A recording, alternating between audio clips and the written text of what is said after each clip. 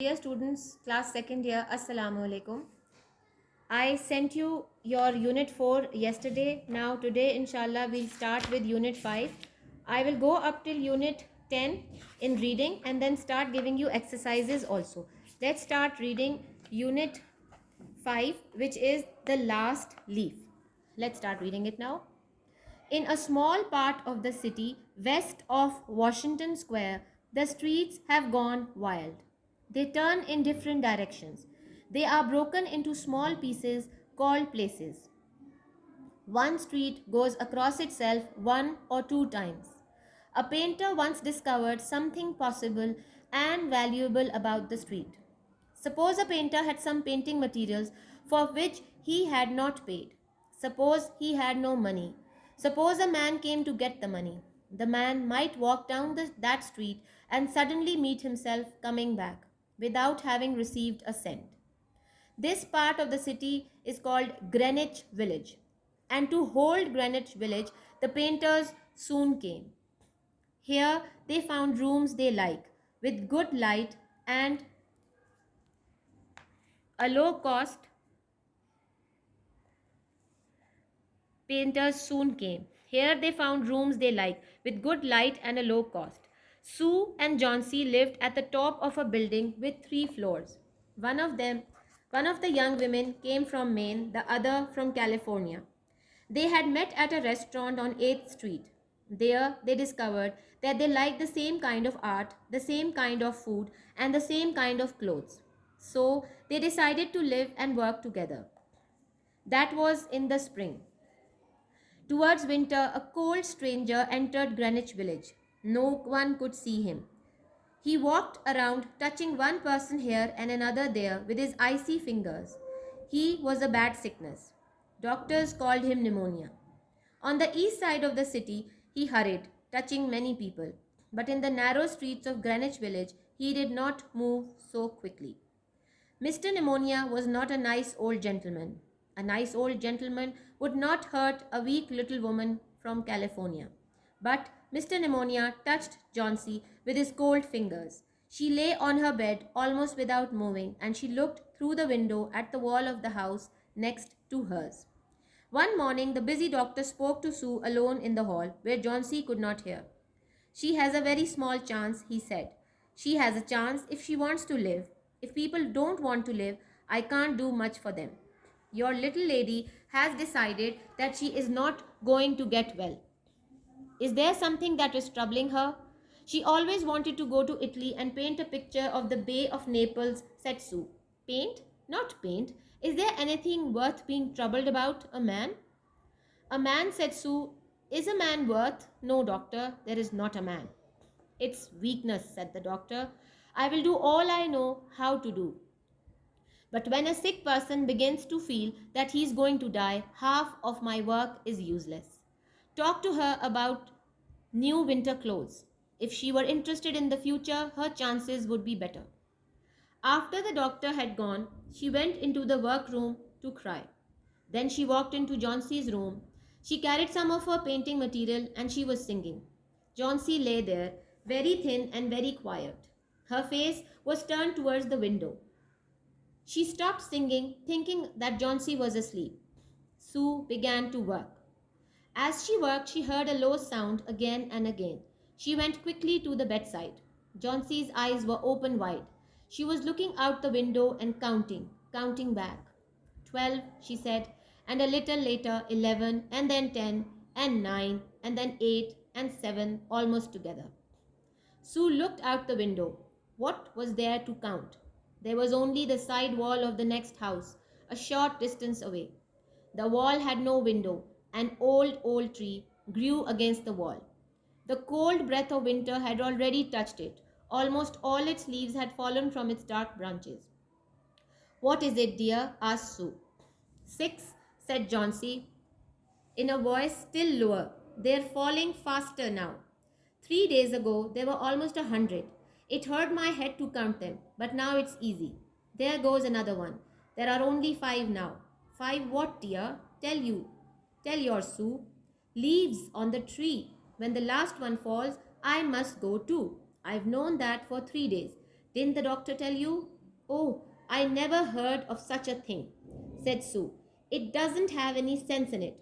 What does an old tree have to do with you or with your getting well? And you used to love that tree so much. Don't be a little fool. The doctor told me your chances for getting well.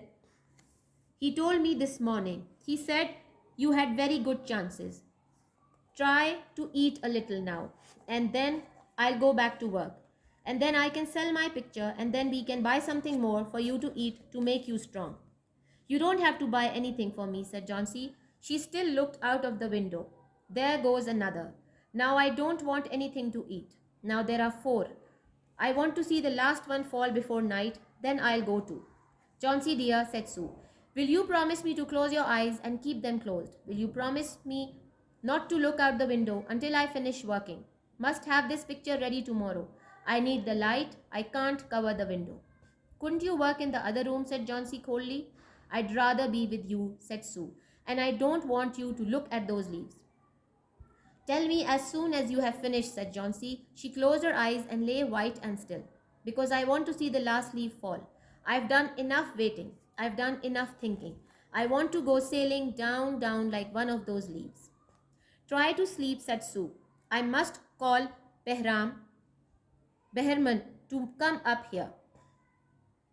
I want to paint a man in this picture and I'll make him look like Behrman. I won't be gone a minute. Don't try to move till I come back. Old Behrman was a painter who lived on the first floor of their house. He was past 60. He had had no success as a painter. For 40 years he had painted, without ever painting a good picture. He had always talked of painting a great picture, a masterpiece, but he had never yet started it. He got a little money by letting others paint pictures of him. He still talked of his masterpiece, of his great masterpiece. And he believed that it was his special duty to do everything possible to help Sue and Johnsy. Sue found him in his dark room. She told him about Johnsy and the leaves on the vine. She said that she was afraid that Johnsy would indeed sail down, down like the leaf. Her hold on the word was growing weaker. Old Behrman shouted his anger over such an idea. What? He cried. And they're such fools. Do people die because leaves drop off a tree? I have not heard of such a thing.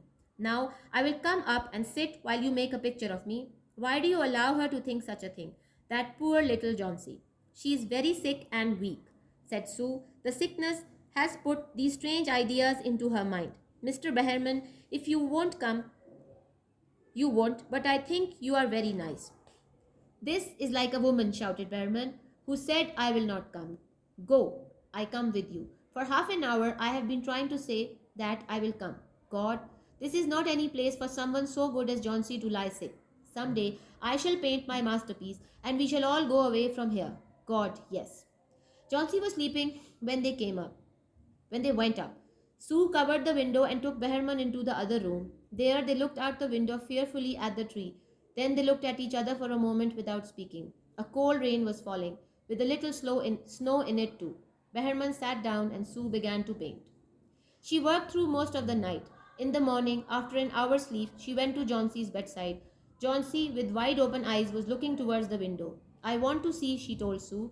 Sue took the cover from the window. But after the beating rain and the wild wind that had not stopped through the whole night, there still was one leaf to be seen against the wall. It was the last one on the tree. It was still dark green near the branch, but at the edges it was turning yellow with age. There it was hanging from a branch nearly 20 feet above the ground. It is the last one, said Johnsy. I thought it would surely fall during the night. I heard the wind. It will fall today, and I shall die at the same time. Dear, dear Johnsy, said Sue. Think of me. If you won't think of yourself, what would I do? But Johnsy did not answer. The most lonely thing in the world is a soul when it is preparing to go on its far journey. The ties that held her to friendship and to earth were breaking one by one. The day slowly passed. As it grew dark, they could still see the leaf hanging from its branch against the wall. And then, as the night came, the north wind began again to blow, the rain still beating against the windows. When it was light enough the next morning, Johnsy again commanded that she be allowed to see. The leaf was still there. Johnsy lay for a long time looking at it, and then she called to Sue, who was cooking something for her to eat. I have been a bad girl, Sue. said Johnsy. Something has made that last leaf stay there to show me how bad I was. It is wrong to want to die. I'll try to eat now. But first, bring me a looking glass so that I can see myself, and then I'll sit up and watch you cook. An hour later, she said, Sue, someday I hope to paint the Bay of Naples. The doctor came in the afternoon. Sue followed him into the hall outside Johnson's room to talk to him. The chances are good, said the doctor. He took Sue's thin, shaking hand in his. Give her good care and she'll get well. And now I must see another sick person in the house. His name is Behrman, a painter, I believe. Pneumonia too. Mike is an old, weak man and he is very ill. There is no hope for him. But we take him to the hospital today. We'll make it as easy for him as we can. The next day, the doctor said to Sue, She's safe. You have done it. Food and care. Now that's all. And that afternoon, Sue came to bed where Johnsy lay. She put one arm around her. I've something to tell you, she said. Mr. Behrman died of pneumonia today in the hospital. He was ill only 2 days. Someone found him on the morning of the first day in his room. He was helpless with pain. His shoes and his clothes were wet as cold as ice. Everyone wondered where he had been. The night had been so cold and wild. And then they found some things. There was a light and he had taken outside, and there were his materials for painting. There was paint, green paint and yellow paint. And look out the window, dear, at the last leaf on the wall. Didn't you wonder why it never moved when the wind was blowing? Oh, my dear, it was Behrman's great masterpiece. He painted it there the night that the last leaf fell. Now, this is a very, very sweet story. It's about how a person can be encouraged by another person who had become a ray of hope for ailing Johnsy. This is very sad. His real name was William Sidney Potter. O. Henry was his pen name. It was an American short story writer. He was born on September 11th, 1862 in Greensboro, North Carolina. When he was 3 years old, his mother died, and so his father shifted to the house of his paternal grandmother. In 1902, he moved to New York, and there was where he started his intensive writing period. During his stay at New York, he wrote 381 short stories. Among his famous stories are The Gift of the Maggie, The Ransom of Red Chief, The Cop and the Anthem, A Retrieved Reformation, etc. He died on June 5th, 1910 in New York. Let's go through the meanings. They're not much, but let's go. Greenwich Village, a district of New York City noted for artists, writers and musicians. Miner, noun, one who works in a mine. Pneumonia, noun, a disease causing the inflammation of lungs. Vine, noun, a plant that grows along the surface by climbing, twining or creeping. Wild, adjective, marked by lack of control or restraint. Now let's start with the Urdu translation. The last leaf, आखिरी पत्ता. Washington square के मगरब में शहर के एक छोटे हिस्से में गलियां बेकाबू हो चुकी हैं. वो मुख्तलिफ अफराद में मुड़ते हैं. वो छोटे छोटे टुकड़ों में तकसीम होती हैं जिन्हें मकामात कहते हैं. एक गली एक बार खुद का अबूर करती है. एक रंगसाज ने एक दफ़ा इस गली से मुतल्लिक कुछ मुमकिन और कीमती बात दरियाफ़्त की. फ़र्ज़ करें एक रंगसाज के पास रंग का सामान था जिसकी कीमत उसने अदा नहीं की थी. फ़र्ज़ करें उसके पास रकम नहीं थी. फ़र्ज़ करें कि एक शख्स रकम लेकर आया है. ये शख्स शायद गली में दाखिल होकर अचानक खुद से वापस आते हुए मिले, कोई एक पैसा हासिल किए बगैर. अब ये समझाना ये चाह रहे हैं कि वो इतनी क्लोज स्ट्रीट्स थी और इतनी कनेक्टेड थी कि आप एक गली से निकलें तो दूसरी गली में वापस पहुंच के लगता है कभी यहाँ से मूव ही नहीं हुए थे. They are explaining that they were very close knit alleys and one's beginning was the other's end, so it was like a maze. शहर के इस हिस्से को ग्रेनिच गांव कहते हैं और पुराने ग्रेनिच गांव में चंद पेंटर्स आए. यहाँ उनको अपने पसंद के कमरे मिले, पूरी रोशनी के साथ और बहुत कम कीमत पर. सू और जॉन्सी एक 3 मंजिला इमारत की आखिरी मंजिल पर रहती थीं. इन जवान ख़वातीन में से एक का ताल्लुक मैन से और दूसरी का ताल्लुक कैलिफोर्निया से था. उनकी मुलाकात 8वीं गली 8th स्ट्रीट के एक रेस्टोरेंट में हुई थी. वहाँ पर उनको मालूम हुआ कि दोनों एक ही किस्म के फ़न, खुराक और एक ही किस्म के कपड़े पसंद करती थीं. बस उन्होंने बाहम इकट्ठा रहने और काम करने का फ़ैसला किया. Now these two ladies became friends, and then these friends became very close because they took care of each other and their interests were same. They liked the same clothes, they liked to paint, etc. वो मौसम बहार की बात थी. Now we are going down to the main point of the story where these ladies met and what happened to them. موسم سرما میں Greenwich گاؤں میں ایک ظالم اجنبی شخص داخل ہوا، یعنی سردی کی ایک بیماری داخل ہوئی. انہوں نے اب یہاں مسٹر نمونیا کہا ہے. وہ کہنا یہ چاہ رہے ہیں کہ نمونیا جو ایک وبا ہے اس کا حملہ ہوا، اس نے آ کے کمزور صحت میں جو کمزور لوگ تھے انہیں اٹیک کیا. وہ ادھر ادھر گھومنے پھرتے ہوئے جا بجا کبھی ایک شخص کو اور کبھی دوسرے کو اپنی سرد انگلیوں سے مس کرتا رہا. وہ ایک بری بیماری تھی. ڈاکٹروں نے اسے نمونیا کا نام دیا. شہر کے مشرقی جانب اس نے تیز رفتاری سے بہت سے لوگوں کو متاثر کیا، لیکن گرینچ گاؤں کی تنگ گلیوں میں اس نے تیزی سے حرکت نہیں کی. مسٹر نمونیا ایک اچھا معمر فرد نہیں تھا. ایک خوش اخلاق اور اچھا آدمی کیلیفورنیا کے کمزور اور لاغر خاتون کو نقصان نہیں پہنچاتا، لیکن مسٹر نمونیا نے جانسی کو مس کیا اپنی سرد انگلیوں سے. وہ اسے بستر پر بے حس و حرکت پڑی رہی اور وہ کھڑکی میں سے اپنے گھر سے قریب ایک گھر کی دیوار کو دیکھتی رہتی تھی. اب بتا یہ رہے ہیں کہ جو ایک تھی ان میں سے سو اور جانسی میں سے جانسی بیمار ہو گئی اور وہ اپنی کھڑکی سے باہر دیکھتی رہتی تھی کیونکہ وہ اس بیماری سے نا امید سی ہو گئی تھی.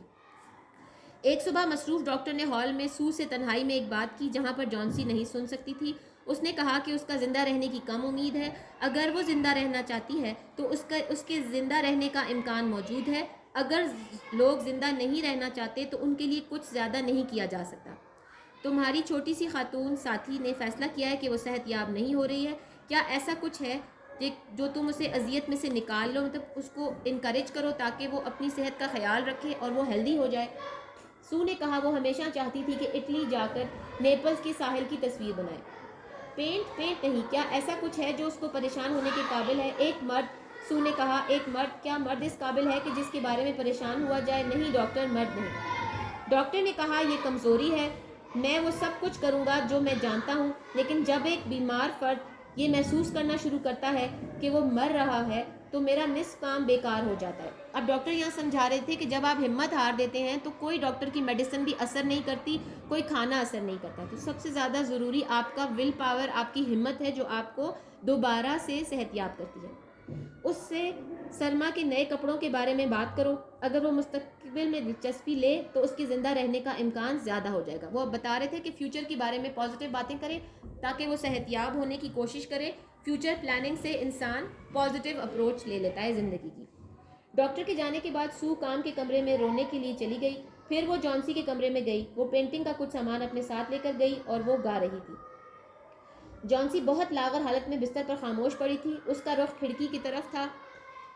سو نے گانا گایا اور اس کو پھر جانسی سوئی ہوئی تھی. اسے یہ محسوس ہوا کہ اب وہ چپ ہو جائے کہ جانسی سو گئی ہے. سو کام کرنے لگ گئی تھی. کام کرتے ہوئے اس نے بار بار ایک دھیمی آواز سنی. وہ جلدی سے جانسی کے بیڈ کی طرف چلی گئی. جانسی کی آنکھیں کھلی ہوئی تھیں. وہ کھڑکی میں سے باہر دیکھ رہی تھی اور گن رہی تھی. الٹی گنتی. 12 اس نے کہا. پھر تھوڑی دیر بعد 11، پھر 10 اور پھر 9، پھر 8 اور 7، تقریباً ایک ساتھ. سو نے کھڑکی سے باہر جھانکا. وہاں گننے کے لیے کیا تھا؟ وہاں پر تھوڑے سے فاصلے پر اگلے مکان کی ایک طرف کی دیوار تھی. دیوار میں کھڑکی نہیں تھی اور ایک بہت بڑا پرانا درخت تھا جو دیوار کے قریب تھا اور اسے نظر آ رہا تھا کہ وہ اب اس میں سے اسے ٹریز نظر آ رہے تھے اور اس ٹری پر لگے ہوئے پتے نظر آ رہے تھے. سو نے اس سے پوچھا جانسی سے کہ آپ کیا گن رہی ہیں؟ تو اس نے بتایا کہ میں درخت پر لگے ہوئے پتے گن رہی ہوں. سو نے کھڑکی سے باہر جھانکا. وہاں صرف ایک درخت تھا اور اس پہ چند پتے تھے. اب باقی پتے 6-7 رہ گئے تھے. سو نے پوچھا میرے پیاری یہ کیا کر رہی ہو؟ جانسی نے کہا 6. ایک ایسی آواز جو کہ اب بھی اور بھی دھیمی ہو گئی تھی. اب زیادہ تیزی سے گر رہے تھے. 3 دن پہلے ان کی تعداد سینکڑوں میں تھی. ان کا گننا میرے لیے تکلیف دہ تھا مگر اب یہ آسان ہے. ایک اور پتا گر جاتا ہے اور اب صرف 5 پتے باقی رہ گئے. سو کو بتاؤ کہ میرے پاس اب 5 ہی شاید دن یا 5 گھنٹے رہ گئے ہیں. درخت پر لگے پتے جب آخری پتا بھی گر جاتا ہے تو پھر مجھے بھی جانا چاہیے. 3 دن سے مجھے اس بات کا علم ہے. کیا ڈاکٹر نے تمہیں نہیں بتایا؟ اب جانسی کو محسوس ہو رہا تھا کہ وہ مرنے والی ہے. سو کو ڈاکٹر نے آلریڈی بتایا تھا کہ اگر وہ کمزور ہو گئی ہے اور وہ ہمت ہار جائے گی تو وہ مر جائے گی. سو نے کہا کہ میں نے ایسی کوئی بات کبھی بھی نہیں سنی. اس میں کوئی حقیقت نہیں ہے. ایک پرانے درخت کا تم سے کیا واسطہ؟ اس کا تمہاری صحت یابی سے کوئی تعلق نہیں ہے. اگر تم اس درخت کو بہت پسند کرتی ہو تھوڑا سا بھی بیوقوف نہ بنو. ڈاکٹر نے تمہاری صحت یابی کے امکانات کے بارے میں مجھے بتایا ہے. اس نے آج صبح مجھے بتایا. اس نے بتایا ہے کہ تمہارے بچنے کا امکان بہت زیادہ ہے. تھوڑا کھانا کھانے کی کوشش کرو اور پھر زندگی کی طرف واپس آؤ. جانسی نے کہا تمہیں میرے لیے کوئی بھی چیز خریدنے کی ضرورت نہیں ہے، اور وہ اب بھی کھڑکی سے باہر دیکھ رہی تھی۔ ایک اور پتا گرتا ہے، نہیں میں کوئی بھی چیز کھانا نہیں چاہتی، اب 4 پتے رہ گئے ہیں، میں رات سے پہلے آخری پتا بھی گرتے ہوئے دیکھنا چاہتی ہوں، پھر میں مر جاؤں۔ سو نے کہا، پیاری جانسی، کیا تم مجھ سے آنکھیں بند کرنے اور بند رکھنے کا وعدہ کرو گی؟ کیا تم میرے کام کے ختم کرنے تک کھڑکی سے باہر نہ جھانکنے کا وعدہ کرو گی؟ مجھے کل تک ضرور اس تصویر کو تیار کرنا ہے، مجھے روشنی کی ضرورت ہے، میں کھڑکی کو تو نہیں ڈھانپ سکتی۔ جانسی نے سرد مہری کے ساتھ کہا، کیا تم دوسرے کمرے کے اندر کام نہیں کر سکتی؟ سو نے کہا، مجھے تمہارے پاس ہونا چاہیے اور میں چاہتی ہوں کہ تم ان پتوں کی طرف نہ دیکھو۔ اب جانسی بیسکلی چاہتی تھی کہ سو انکریج ہو جائے۔ جانسی basically was not feeling well, اس کو وہ بیمار محسوس کر رہی تھی اور کمزور، اور وہ ہمت ہار رہی تھی، جبکہ سو چاہتی تھی کہ وہ ہمت نہ ہارے۔ اس لیے اس نے کیا کیا کہ ان کے ایک دوست تھے بوڑھے بہرمن، ان کو بلایا اور ان سے کہا کہ میں آپ کی تصویر بنانا چاہتی ہوں۔ اب بہرمن جو تھے انہوں نے دیکھا کہ سو کا انٹرسٹ ان کی تصویر بنانے میں ہے، وہ ایکچولی چاہتی تھی کہ جانسی کا دھیان ادھر ادھر کرے۔ یہ ساری کہانی جو ہے اس میں ایک بہت ہی پازیٹیو چیز جو ہمارے سامنے یہ آئی ہے کہ جو مسٹر بہرمن تھے انہوں نے جانسی کو بچانے کے لیے سردی اور بارش میں باہر جا کے درخت کے ساتھ ایک پتا پینٹ کر دیا گرین اینڈ یلو پینٹ کے ساتھ، تاکہ جتنی دفعہ جانسی کھڑکی سے باہر دیکھتی تو اسے محسوس ہوتا کہ ایک پتا ابھی بھی وہاں موجود ہے اور اس کے زندہ رہنے اور بچنے کے چانسز ہیں۔ ایونچولی انہیں پتہ لگا کہ بہرمن بارش میں بھیگنے کی وجہ سے نمونیا کا شکار ہوا اور 1 دن بعد اس کا انتقال ہو گیا۔ جانسی کو زندہ رکھنے کے لیے بہرمن نے اپنی زندگی داؤ پر لگا دی۔ وہ خود بارش میں گیا، اسے نمونیا ہوا، لیکن وہ جو پتا اس نے پینٹ کیا وہ اس کی وہ ماسٹر پیس پینٹنگ تھی جو وہ ہمیشہ کرنا چاہتا تھا۔ اس نے خود کو ختم کر دیا، ماسٹر پیس پینٹنگ بھی بنا دی، لیکن اپنے بدلے جانسی کو زندگی دے گیا۔ یہ بہت اچھی کہانی ہے، اس میں پازیٹیوٹی کی طرف بہت زیادہ زور دیا گیا ہے، پازیٹیو ایسپیکٹس آف لائف، ہمارا کسی دوسرے کے لیے کچھ کرنا، ہمارا ہمت نہ ہارنا اور اپنے آپ کو قربان کر کے دوسروں کو زندگی دینا، اس لیسن کی تھیم ہے۔ دا لاسٹ لیف، یہ جو آخری پتا درخت پہ تھا یہ بہرمن کا پینٹڈ تھا، یہ ریئل نہیں تھا، یہ وہ پتا تھا جو جانسی سوچتی رہی کہ وہ نہیں گرا ہے، نہیں گرنے کا مطلب ہے کہ ابھی اس کی زندگی باقی ہے۔ میں آپ کو کمپلیٹ اردو ٹرانسلیشن دوبارہ سے سمجھاؤں گی in part 2 of this lesson, it's quite lengthy, part by part آپ کو ایکسپلین میں نے کر دیا ہے، جو مین جسٹ ہے وہ بھی اردو میں سمجھا دی ہے۔ Hopefully you have understood this is a very very good and encouraging story, it gives us the notion that for others we must sacrifice, and these sacrifices make a large difference, a vast difference in other people's life who need strength. Behrman sacrificed his own life for the sake of Jhansi so that Jhansi could live on. He considered himself old and probably thought that it was his time to go and not Jhansi's. I hope you liked the video and I hope you've understood the main theme of the lesson. Please like and subscribe our channel. Thank you so much.